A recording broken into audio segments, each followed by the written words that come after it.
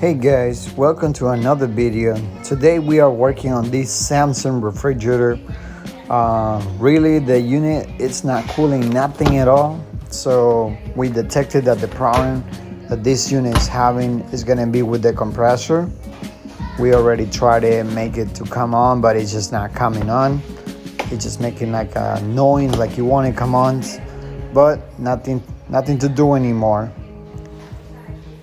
So here's the compressor. We're gonna start removing the lines pretty much. And also we're gonna use sandpaper to clean all the lines before we cut them. When we clean the line, pretty much this is gonna help us for the lines to be clean and also to be easy for it can be soldered into the new compressor. So I definitely recommend for you guys to clean those lines with sandpaper. It will make it more easy. The next step we are doing is going to be removing the screws from the compressor. It has 4 screws, 2 in the front, 2 in the back, and it's pretty tight to remove the screws, but if you have a small wrench, I'm pretty sure you guys can get them out. Then we're gonna start, in order for us to remove the screw in the back, we're gonna be removing the harness on the compressor now. This harness pretty much is not like a start relay like the 120 compressor has. This is pretty much just like a straight harness connector. This unit, it runs with a special control board on top called the inverter control board. The inverter control board pretty much is the one that has the pretty much we can call it that's the start relay that it has, but it's not really start relay. It's an inverter control board. Here's the new compressor. We got this compressor based off the model number that the unit require. Definitely when you install a compressor, it's always recommendable to use the original one. So you need to get the compressor with the model number. That way pretty much you can get the right compressor, and once you install everything should be coming on the way it's supposed to be. Next step, we are putting the little shoes that the compressor has. I'm calling it shoes, but it's just a rubber mounting that pretty much it makes the compressor to not be vibrating and also to not making noise. So we're gonna be removing the plugs, these little white plugs. And of course we're gonna put the screws back in. This is gonna allow for the compressor to be secure really good. Then the next step, we're gonna be soldering the return line, which is this line. Whenever we remove it from the old compressor, we didn't cut it. We just pretty much sweat it out, like pretty much we heat the lines and slide them out. That way we can easily put the lines back together to the new compressor without having any problems whatsoever in there. So we just got to pretty much heat the lines again, slide them back inside, and then start soldering.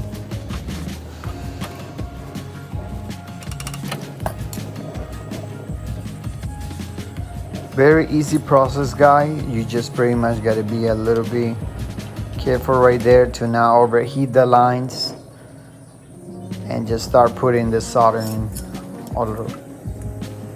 all around the system. Then we're gonna solder this service valve. We're gonna need this valve for we can charge the unit later with Freon, and also we're gonna need it before installing the Freon. We're gonna run a vacuum into the system. Then we're gonna solder the discharge line, which is this one is the one who's gonna go to the condenser coil. We're gonna use a little bit of flux. That way pretty much this line could be soldered really good with the other copper line.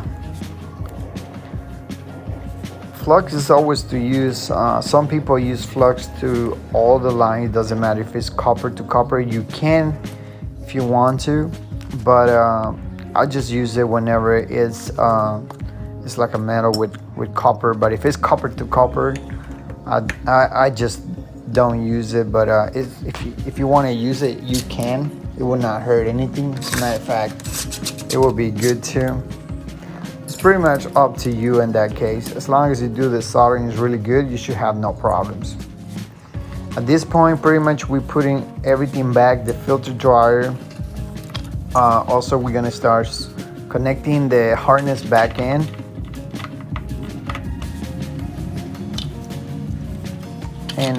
And also this cover back in there.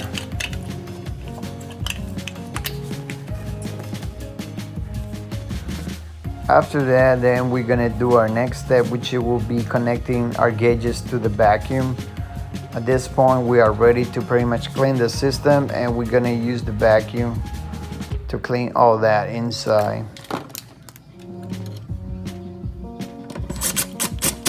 Also, really important to connect this ground wire inside there. And the time for charging the system with Freon, it has come. So we always use a scale valve just to make sure we put the right amount of Freon inside. This is gonna allow the unit to pretty much cool the way it's supposed to be. Remember, if you want to see the ounces that you require, that your refrigerator required, it's always in the model number. You can look that in the model number inside.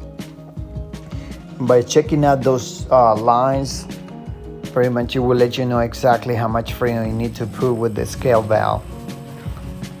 Everything is running perfect now. The new compressor is coming on. The other one didn't want to run at all.